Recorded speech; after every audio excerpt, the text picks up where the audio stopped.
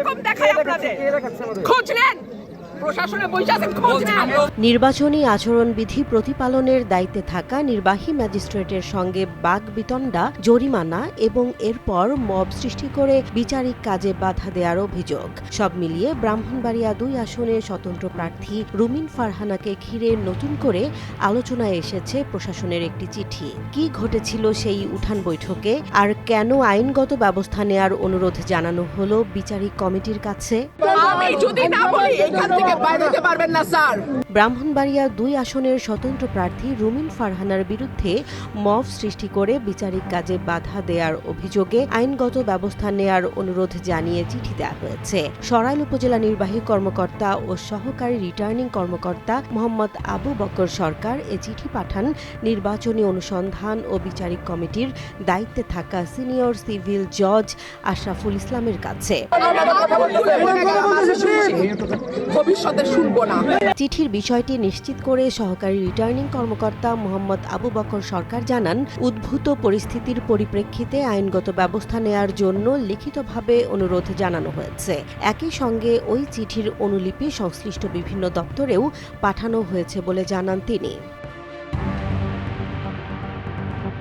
এর আগে শনিবার সন্ধ্যায় সরাইল উপজেলার নোয়াগাঁও ইউনিয়নের ইসলামাবাদ গ্রামে একটি উঠান বৈঠকে বাধা দেওয়ার ঘটনাকে কেন্দ্র করে আচরণবিধি প্রতিপালনে নিয়োজিত নির্বাহী ম্যাজিস্ট্রেটের সঙ্গে রুমিন ফারহানার বাকবিতণ্ডা হয়। ওই ঘটনার পর নির্বাচনী আচরণবিধি লঙ্ঘনের অভিযোগে তাকে ৪০,০০০ টাকা জরিমানা করা হয়। জরিমানার অর্থ পরিশোধ করেন তার এক অনুসারী জুয়েল মিয়া। প্রশাসনের পাঠানো চিঠিতে উল্লেখ করা হয়, বাকবিতণ্ডার সময় রুমিন ফারহানা নির্বাহী ম্যাজিস্ট্রেটের উদ্দেশ্যে আক্রমণাত্মক ভঙ্গিতে বারবার বৃদ্ধাঙ্গুলি প্রদর্শন করেন এবং আঙুল উঁচিয়ে হুমকিমূলক আচরণ করেন। পাশাপাশি ইংরেজিতে ওয়ার্নিং দিয়ে তিনি বলেন, this is the last time, I warning you, next time কিন্তু এই ভদ্রতা করব না। চিঠিতে আরো বলা হয়, এক পর্যায়ে রুমিন ফারহানা ও তার সঙ্গে থাকা একজন উপস্থিত জনতাকে ইঙ্গিত করে হুমকিমূলক বক্তব্য দিতে থাকেন, যা পরিস্থিতিকে আরও উত্তপ্ত করে তোলে। প্রশাসনের মতে এসব আচরণ নির্বাচনী আচরণবিধি লঙ্ঘনের পাশাপাশি বিচারিক কার্যক্রমে বাধা সৃষ্টি করেছে।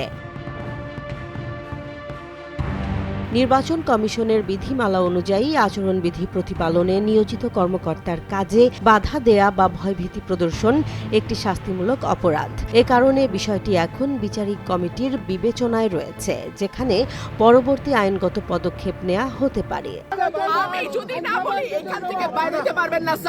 নির্বাচনী মাঠে উত্তাপ বাড়লেও প্রশাসনের দাবি, আইনের ঊর্ধ্বে কেউ নয়।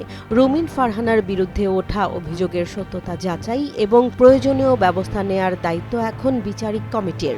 এই ঘটনাকে কেন্দ্র করে আসন্ন নির্বাচনে আচরণবিধি প্রতিপালন ও প্রশাসনের ভূমিকা নতুন করে আলোচনায় এসেছে।